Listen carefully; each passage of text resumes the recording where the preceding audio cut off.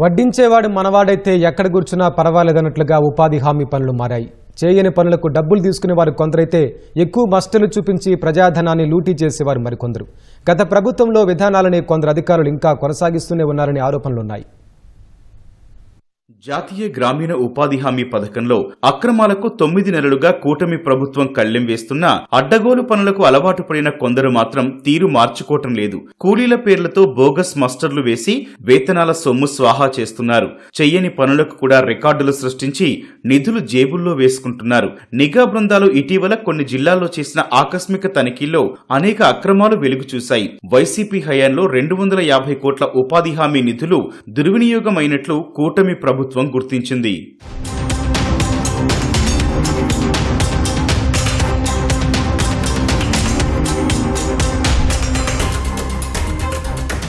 కొందరు మండల స్థాయి అధికారుల నుంచి క్షేత్రస్థాయి సిబ్బంది వరకు ఉపాధి హామీ పథకంలో కుమ్మక్కై నిధులు స్వాహా చేసినట్లు తెలుస్తోంది. ఈ విషయంలో జిల్లా ప్రాజెక్టు డైరెక్టర్లు సైతం చూసి చూడనట్లు వ్యవహరిస్తున్నారు. కృష్ణా, నెల్లూరు, చిత్తూరు, పల్నాడు జిల్లాల్లో 50 మందితో పని చేయించినట్లు చూపించిన చోట 10 మందికి దొంగ మస్టర్లు వేశారు. కృష్ణా జిల్లాలోని కొన్ని పంచాయతీల్లో అసలు పనే చేయకపోయినా కూలీలు హాజరైనట్లుగా రికార్డులు సృష్టిస్తున్నారు. చిత్తూరు జిల్లా పూతలపట్టు మండలం వావిలాలతోట పంచాయతీలో ఏకంగా 158 బోగస్ మస్టర్లు వేశారు. పల్నాడు జిల్లా నాదెండ్ల మండలం సంకురాత్రిపాడు, సాతులూరు పంచాయతీల్లో పనులు రికార్డుల్లోనే కనిపిస్తున్నాయి.